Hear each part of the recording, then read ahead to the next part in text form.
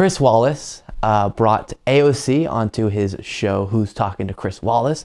And a couple interesting moments I want to show you. The second one has kind of the larger discussion around it that I want to have. But first, just because this is important as well, he asks her about the threats to her life that she's likely always getting and how that affects her day-to-day life. Feel your life is in danger?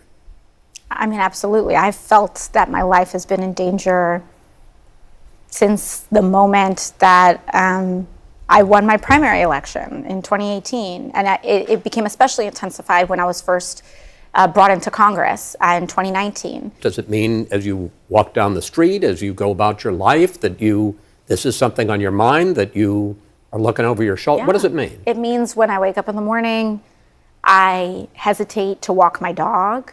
It means when I come home, I have to ask my fiance to come out to where my car is to walk me just from my car to my front door. It means that there's just, it is a general disposition where you kind of feel like there's almost a static electricity around you, and you're just always just looking around. Your head is just on a swivel. And how do you live with it? And is it worth it? I think the way that I live with it has evolved over time, but I actually believe that it very much shaped my political decisions, because I started to feel, even in 2019, that it was possible that I may not see the end of the year. I really felt that way.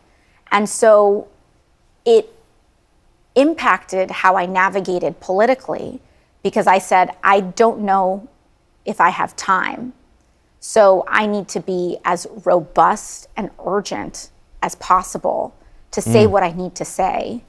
That's very impactful. And of course, right-wingers will see this and say, she's being so hyperbolic, not going to make it to the end of the year, blah, blah, blah. But what we saw happen to Paul Pelosi, a man going in an attempt to get to Nancy Pelosi, in a situation where Nancy Pelosi is well protected, way better protected than AOC is. And AOC has had just as much demonization done of her, separate from her policies, just her as a person, making her out to be the devil, as Nancy Pelosi. AOC for a long time was the figure on the left that Fox News, that right-wing media networks went after nonstop. And so it must be terrifying when she doesn't have security around her all the time like Nancy Pelosi does. And still that happened to Nancy Pelosi's husband. So what could happen to her? It must be terrifying. And I understand why she had that belief about maybe she's going to die soon at the hands of some wild, crazy right-winger. And that's why she has to push for stuff now and not wait, which is incredible. And hopefully in this political environment, figures like her would get the proper amount of security around them at all times. Here's the moment that was very fascinating to me as well, where she gets asked, should both sides' extremes reel it in? Should we move towards the middle? Do people want both parties to move from the fringes, from the extremes, back to the center? I think a lot of people in this country may say yes, but it's important for us to dig into the substance of what that actually means. As someone who is often, I think, characterized as extreme, I, of course, would object to that. I do not believe that I am as extreme in the way that Marjorie Taylor Greene on the Republican side is extreme. The idea that there is an equating of believing in someone who believes in guaranteed universal health care in the United States with someone who believes that undocumented people should incur physical harm are somehow in the same level of extreme is something that I would object to. Yes. So this is not because I'm on the left and that's why I think it's different. This is just very clear and obvious. There is a difference between your policies being further left or further progressive or further right, further conservative than the center of the country. And that can be totally recognized. And you can say, AOC, you likely wouldn't win in more moderate districts, but it's totally reasonable for you to have the policies you have for the constituency that you're serving. But Marjorie Taylor Greene is not super conservative, and that's why she's such a radical figure. She's detached from reality. She is deeply destructive with her rhetoric. That is what makes her such a radical or quote unquote extreme figure, not because she is a libertarian, right? If you were to put the political spectrum linearly on like a graph or something and say the furthest left would be you're super socialist or something and you want complete government control, or you could argue communist, or don't want any government barely, right?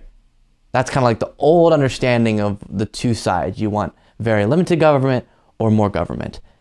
That would put AOC more to the left, wanting universal health care, like a Green New Deal, the government to get more involved in those types of projects.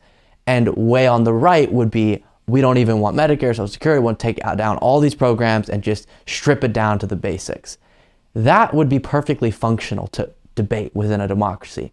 What's not functional is the furthest left being equated with the furthest right, which right now represents a group of people who look at reality and say, nah, we'll make up our own one.